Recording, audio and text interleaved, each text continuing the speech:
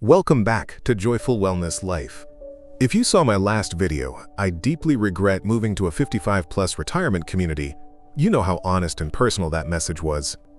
I didn't expect it to reach so many people, and yet, it did. The stories, the comments, they've stayed with me.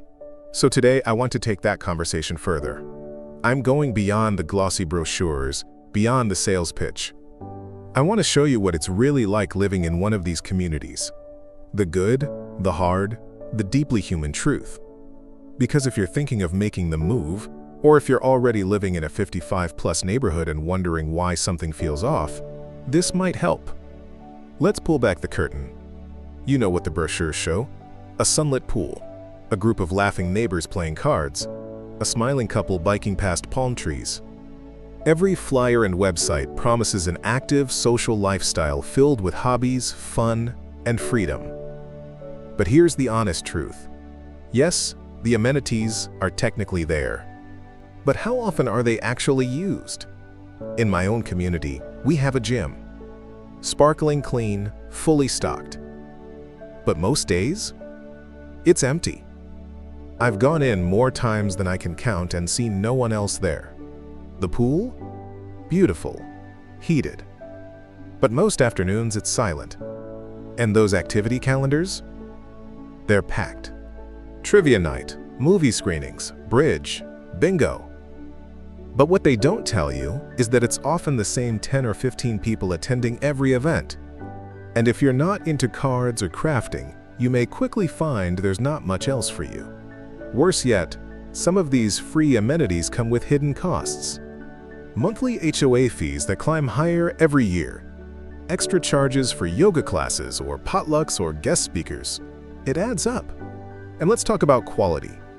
I've attended more than a few classes where the instructor seemed like they were just checking the clock. Sometimes, the space itself is outdated, or equipment is poorly maintained. This isn't a complaint, it's just reality. These amenities might look like paradise on a flyer, but they don't always deliver a life that feels full. The ads show community, togetherness, warmth. You imagine moving in and instantly being surrounded by new friends, spontaneous cookouts, morning walks with neighbors. But in practice, it's more complicated. Most people here have lived in the community for years. They've already found their group. If you're new, it can be surprisingly hard to break in.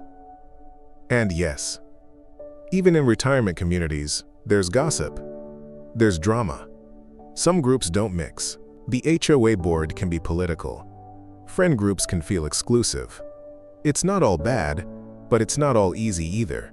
And while the pace of life varies, there's often an emotional heaviness.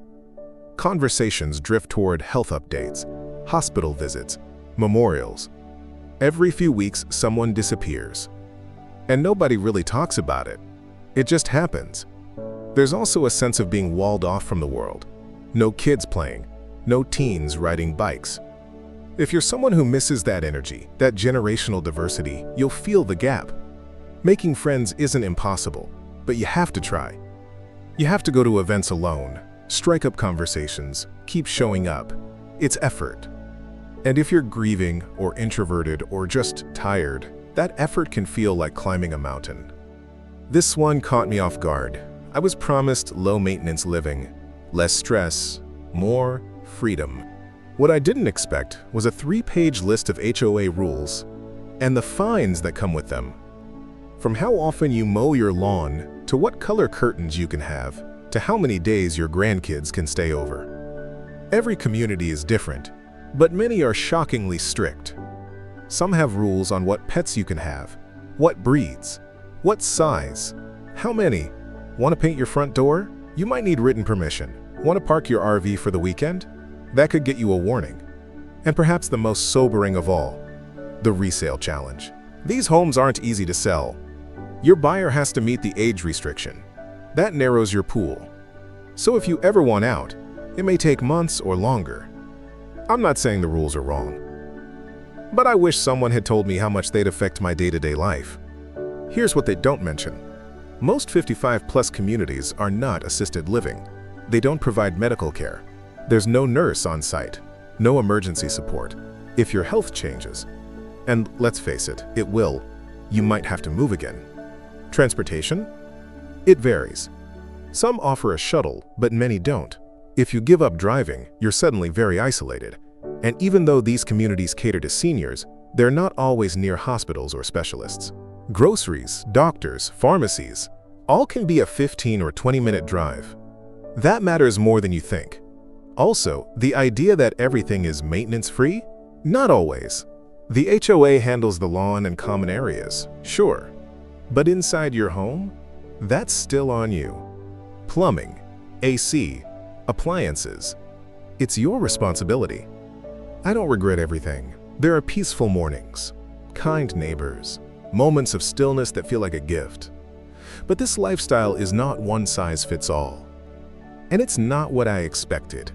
If you're thinking of moving, here's what I'd say. Spend a weekend there, not just a tour. Talk to real residents, not the sales team. Walk the neighborhood at 7 p.m. See how many people are outside. And most importantly, ask yourself honestly, what do I need to feel alive? Not safe, not comfortable, alive. Because if this lifestyle doesn't give you energy, if it doesn't lift your spirit, then it may not be worth the cost. You're allowed to want joy, laughter, connection, movement, even after 60, especially after 60. If you've lived in a 55-plus community, what surprised you? What do you wish you knew before moving? Drop a comment below. I'd love to hear your story. And if this video helped, give it a like. Subscribe to Joyful Wellness Life for more honest stories about aging, wellness, and staying connected to yourself and to life. Thanks for watching. See you next time.